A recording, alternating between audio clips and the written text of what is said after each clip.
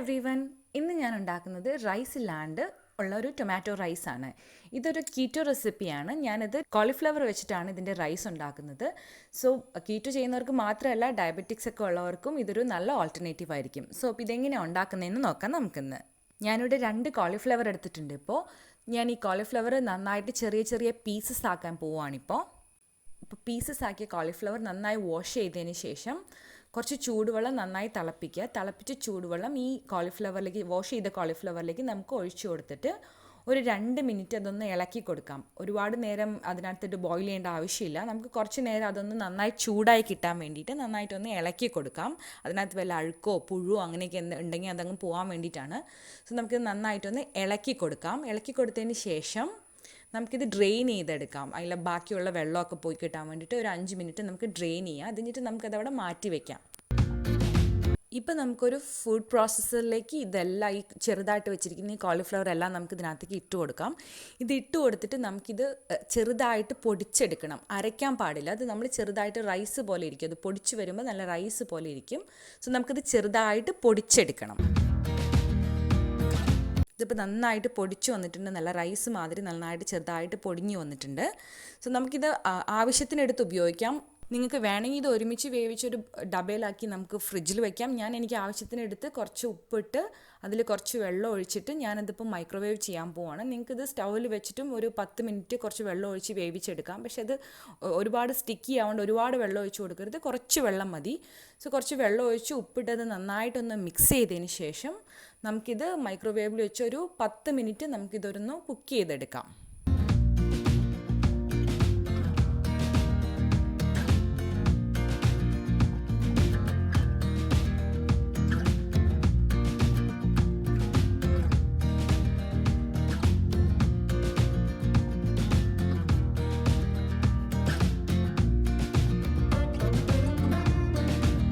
ഇതിപ്പോൾ നന്നായിട്ട് കുക്കായി വന്നിട്ടുണ്ട്. സോ നമുക്ക് ഇതിനുള്ള മസാല തയ്യാറാക്കാം. അതിനെന്തൊക്കെയാണ് വേണ്ടതെന്ന് നോക്കാം. ഇതിന് വേണ്ടിയിട്ട് ഞാനിവിടെ 2 വലിയ തക്കാളി എടുത്ത് ചെറുതായിട്ട് മുറിച്ച് വെച്ചിട്ടുണ്ട്. പിന്നെ ഒരു സവാള അരിഞ്ഞ് വെച്ചിട്ടുണ്ട്. പിന്നെ കുറച്ച് കറിവേപ്പില. ഇതുണ്ടാക്കുമ്പോൾ എപ്പോഴും ടൊമാറ്റോ റൈസിന് എപ്പോഴും ടൊമാറ്റോ കൂടുതൽ ഇടണം, എന്നാൽ അതിൻ്റെ മസാലയ്ക്ക് ടേസ്റ്റ് ഉണ്ടാവുള്ളൂ. ഞാനിവിടെ ഒരു പാൻ വെച്ചിട്ട് അതിനകത്തേക്ക് കുറച്ച് എണ്ണ ഒഴിച്ചു കൊടുക്കുകയാണ്.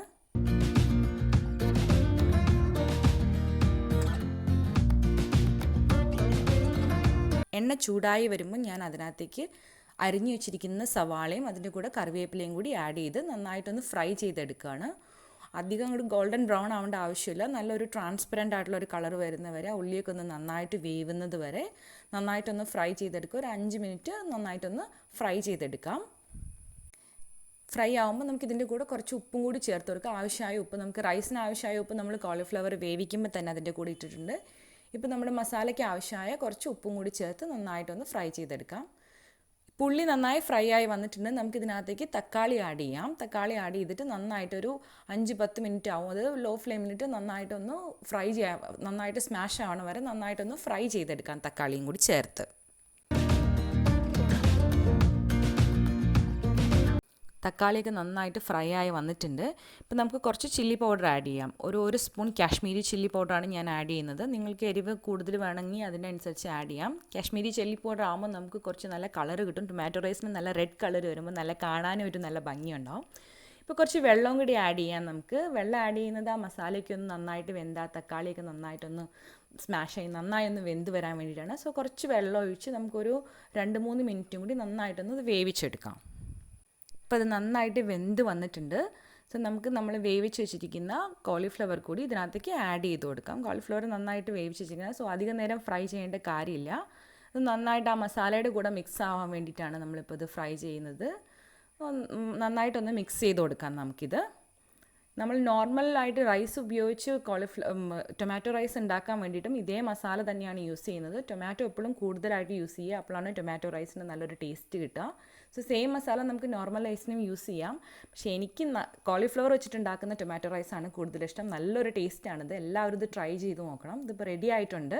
നമുക്കൊരു സെർവിങ് ഡിഷിലേക്ക് മാറ്റാം ഇത്. സോ ഇതിൻ്റെ കൂടെ നിങ്ങൾക്ക് സാലഡോ അല്ലെങ്കിൽ വേറെ എന്തെങ്കിലും സൈഡ് ഡിഷോ വെച്ച് കഴിക്കാം. So thank you for watching.